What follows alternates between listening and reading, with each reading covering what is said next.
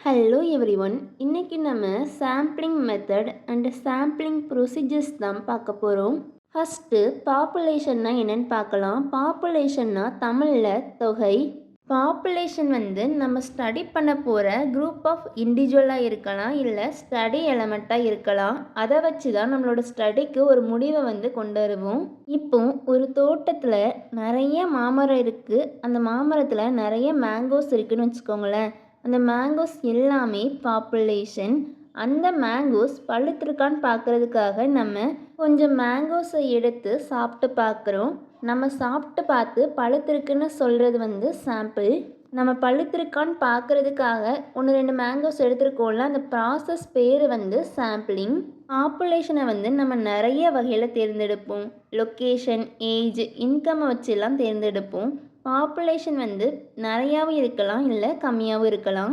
நம்ம எதுக்காக sample எடுக்கிறோங்கிறதுக்கான example, இப்போ எலெக்ஷன் வரப்போகுதுன்னு வச்சுக்கோங்களேன். நம்ம யங்ஸ்டர்ஸோட ஓட்டு யார் பக்கத்தில் இருக்குங்கிறத முடிவு பண்ணுறதுக்காக ஒரு ஸ்டடி பண்ணுறீங்க. அந்த ஸ்டடிக்காக எல்லா அடல்ட்கிட்டையும் போய் நீங்கள் டேட்டா கலெக்ட் பண்ண முடியாது. ஸோ கொஞ்சம் குறிப்பிட்ட யங்ஸ்டர்ஸ் கிட்ட போய் கேட்குறீங்க. அந்த குறிப்பிட்ட யங்ஸ்டர்ஸ் சாம்பிள்.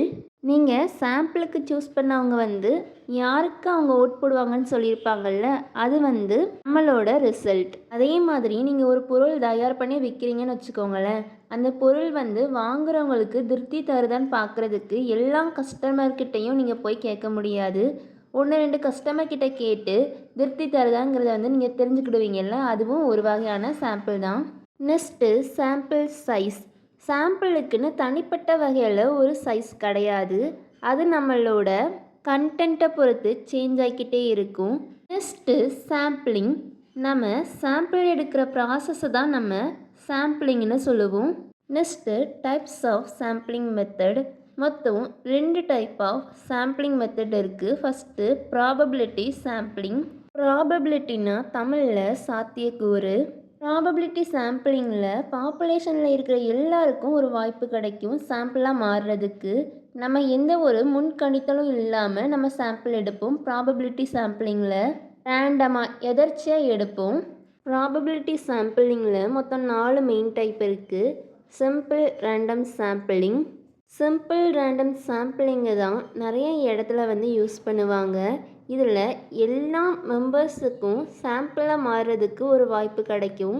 இதில் மொத்தம் 2 டைப்ஸ் இருக்குது. Lottery method, mechanical randomisation. Lottery மெத்தடில் பாப்புலேஷனில் இருக்கிற எல்லாத்துக்குமே ஸ்லிப்ஸ், சீட்டு மாதிரி ஏதாவது கொடுப்பாங்க. அந்த சீட்டு யார்கிட்ட இருக்குன்னு யாருக்குமே தெரியாது. அந்த சீட்டில் நம்ம எழுதின எல்லா நம்பரையும் எழுதி போட்டு குலுக்கி ஒரு நம்பர் எடுத்து அவங்க தான் வின்னர் அப்படிங்கிற மாதிரி சொல்லுவோம்ல, அதுதான் lottery system. Next mechanical randomisation or random number method. Population கம்மியாக இருந்துச்சுன்னா அதுக்கு லாட்ரி மெத்தட் சூட் ஆகும். இதுவே பாப்புலேஷன் அதிகமாக இருந்துச்சுன்னா நம்ம ரேண்டம் நம்பர் மெத்தடுக்கு வருவோம். ரேண்டம் நம்பர் மெத்தடுக்கு நம்ம ஒரு டேபிள் ப்ரிப்பேர் பண்ணுவோம். அந்த டேபிளில் ஃபுல்லாக நம்மளுக்கு தோன்ற நம்பரை எழுதி வச்சுருப்போம். இந்த மெத்தடை ப்ரிப்பேர் பண்ணது எல்ஹெச்சி டிப்பெட். ஒவ்வொரு ப்ரொஃபஸர்ஸும் ஒவ்வொரு சயின்டிஸ்ட்டும் அவங்களுக்கு ஏற்ற மாதிரி இந்த டேபிளில் ப்ரிப்பேர் பண்ணுவாங்க. இதுக்கான எக்ஸாம்பிளாக ஒரு அப்பார்ட்மெண்ட்டில் 500 பேர் இருக்காங்கன்னு வச்சுக்கோங்களேன். அந்த 500 பேரில் இருந்து 15 பேரை நீங்கள் எடுக்கணும். இதுக்கு நீங்கள் என்ன பண்ணுவீங்கன்னா, ஃபஸ்ட்டு வரிசையாக எந்த ஒரு முன்கணித்தலும் இல்லாமல் நம்பர்ஸை ரேண்டமாக எழுதுறீங்க. நம்ம எழுதின நம்பர் 500க்கு மேலே போச்சுன்னா அந்த நம்பரெல்லாம் விட்டுட்டு 500க்கு கீழே உள்ள 15 நம்பர் ஏதாவது ஒன்று சூஸ் பண்ணுறீங்க. நம்ம சூஸ் பண்ணுற நம்பர் தான் சாம்பிள். Next systematic sampling. இதுவும் சிம்பிள் ரேண்டம் சாம்பிளிங் மாதிரி தான், ஆனால் இதை பண்ணுறது ஈஸி. இதுக்கு முன்னாடி நம்பர்ஸாக எழுதணும்ல, அந்த மாதிரி நம்பர்ஸாக எழுதாமல் பாப்புலேஷனை கொஞ்சம் குரூப்ஸாக பிரிக்கிறோம். குரூப்ஸாக பிரித்து அதில் இருந்து நம்ம சாம்பிள் எடுக்கிறோம். இந்த மெத்தடில் குரூப்பாக பிரிக்கிறோம்ல, பிரிக்கும்போது ரேண்டமாக தான் பிரிக்கணும். ஏதாவது ஒரு கொள்கையை வச்சு பிரித்தோன்னா சாம்பிளில் வந்து சேஞ்சஸ் வர்றதுக்கு வாய்ப்பு இருக்குது. Next cluster sampling. இது வந்து சிஸ்டமேட்டிக் ரேண்டம் சாம்பிளிங் மாதிரி தான். இதுலேயும் பாப்புலேஷனை வந்து குரூப்பாக பிரிப்போம். அந்த குரூப்பு கிட்ட ஏதாவது ஒரு சிமிலர் கேரக்டர் இருக்கணும். நம்ம சாம்பிள் எடுக்கும்போது ஒவ்வொரு குரூப்பில் இருந்து ஒவ்வொருத்தர் எடுக்காமல் மொத்தமாக ஒரே குரூப்பில் வந்து எடுக்கிறது வந்து கிளஸ்டர் சாம்பிளிங். கிளஸ்டர்னால் தமிழில் கொத்துன்னு சொல்லுவோம். கொத்தை எடுப்பாங்க ஒரு குரூப்பை மட்டும். இப்போ ஒரு குரூப்லையே நிறையா பேர் வந்தாங்கன்னா நம்ம ஒவ்வொரு குரூப்பில் இருந்தும் ஒவ்வொருத்தரை எடுப்போம். இதை நம்ம மல்டி ஸ்டேஜ் சாம்பிளிங்னு சொல்லுவோம். நம்ம கிளஸ்டர் சாம்பிளிங்கை வந்து பெரிய பாப்புலேஷனுக்கு யூஸ் பண்ணாலும் அதில் நிறையா ரிஸ்க் இருக்குது. ஏன்னா அந்த ஒரு பர்சன் ஒரு சாம்பிள் வந்து மொத்த பாப்புலேஷனையும் குறிப்பிடுறதா இருக்காதுல்ல. அதனால் இது வந்து கரெக்டான ரிசல்ட் தருங்கிறது வந்து கிடையாது. Next stratified sampling. இதில் வந்து பாப்புலேஷனை ஒரு குறிப்பிட்ட தன்மையை வச்சு சின்ன சின்ன குரூப்பாக பிரிப்போம். என்னென்ன கேரக்டர் வச்சு பிரிப்போம்னா ஜெண்டர், ஏஜ், இன்கம், ஜாபை வச்செல்லாம் பிரிப்போம். இப்போ ஒரு காலேஜில் 1000 ஸ்டூடெண்ட்ஸ் படிக்கிறாங்க. அந்த 1000 ஸ்டூடெண்ட்ஸில் 500 வந்து பாய்ஸ், 500 வந்து கேர்ள்ஸ். நம்ம சாம்பிள் எடுக்கும்போது 50 பாய்ஸ் 50 கேர்ள்ஸ்ன்னு ஈக்குவலாக எடுக்கிறது தான் ஸ்ட்ராட்டிஃபைடு ரேண்டம் சாம்பிளிங். அந்த 50 இது எடுப்போம்ல அது வந்து ரேண்டமாக எடுப்போம். நெக்ஸ்ட்டு சாம்பிளிங்கில் செகண்ட் டைப் நான் ப்ராபபிலிட்டி சாம்பிளிங். இது வந்து நான் ரேண்டம் சாம்பிளிங்.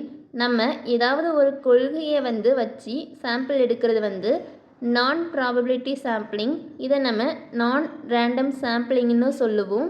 இதில் மொத்தம் 4 டைப்ஸ் இருக்குது. First convenience sampling or accidental sampling. கன்வீனியன்ஸ்னால் தமிழில் வசதி.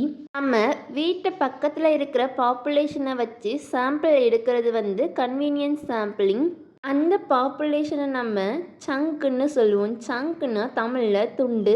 எந்த பாப்புலேஷனை நம்ம சாம்பிளுக்கு தேர்ந்தெடுக்கிறோமோ அது வந்து சங்கு. இதை நம்ம பெரும்பாலும் யூஸ் பண்ண மாட்டோம். ஏன்னா இப்போ ஒரு கடைக்கு காலையிலே சர்வே எடுக்க போகிறீங்கன்னா அந்த கடையில் ஆட்கள் வந்து கம்மியாக தான் இருப்பாங்க. அந்த டைமில் அவங்கக்கிட்ட மட்டும் கொஸ்டின் கேட்டு ஒரு ரிப்போர்ட் சப்மிட் பண்ணிங்கன்னா அது வந்து கரெக்டாக இருக்காது. ஏன்னா அங்கே இருந்த பீப்புள் வந்து அவங்களோட ஒப்பீனியனை மட்டும்தான் சொல்லியிருப்பாங்க. அவங்களோட ஒப்பீனியன் வந்து மற்றவங்களோட ஒப்பீனியனுக்கு மேட்ச் ஆகுங்கிறது வந்து கிடையாது. அப்படியே நம்ம வந்து சர்வே எடுக்கணுன்னாலும் ஒரு நாளைக்கு வேறு டைமில் போகணும். அதுவே பல வாரங்கள் போனால் தான் நம்மளுக்கு வந்து ஒரு கரெக்டான ரிசல்ட் வந்து கிடைக்கும். Next voluntary sampling. வாலண்டரி சாம்பிளிங்கில் நம்ம போய் ஆட்களை தேடாமல் ஆட்கள் வந்து நான் வாரேன் அப்படின்னு சொல்லி வர்றது வந்து வாலண்டரி சாம்பிளிங். வாலண்டரி சாம்பிளிங் வந்து ஒரு சார்பு உடையதாக இருக்கும். Next purposive sampling. பர்பஸ்னால் குறிக்கோள். நம்மளோட ரிசல்ட் வந்து இப்படி தான் வரணும்னு ஒரு குறிக்கோளோட சாம்பிள் எடுத்தால் அது வந்து purposive sampling. Next quota sampling. இதுலேயும் ஸ்ட்ராட்டிஃபைடு சாம்பிளிங் மாதிரி பாப்புலேஷனை குரூப்பாக பிரிக்கிறோம். குரூப்பாக பிரித்ததுக்கப்புறம் ஒரு குறிப்பிட்ட குரூப்பில் இருந்து மட்டும் கொஸ்டின் கேட்குறது வந்து கோட்டா சாம்பிளிங். ஃபார் எக்ஸாம்பிள் இப்போது ஒரு பாப்புலேஷனை ஏஜ் வரைக்கும் பிரித்ததுக்கப்புறம் 45 இருந்து 60 வயசு உள்ளவங்ககிட்ட மட்டும் கொஸ்டின் கேட்குறது வந்து கோட்டா சாம்பிளிங். அவ்வளோதான். தேங்க்யூ. தேங்க்ஸ் ஃபார் வாட்சிங்.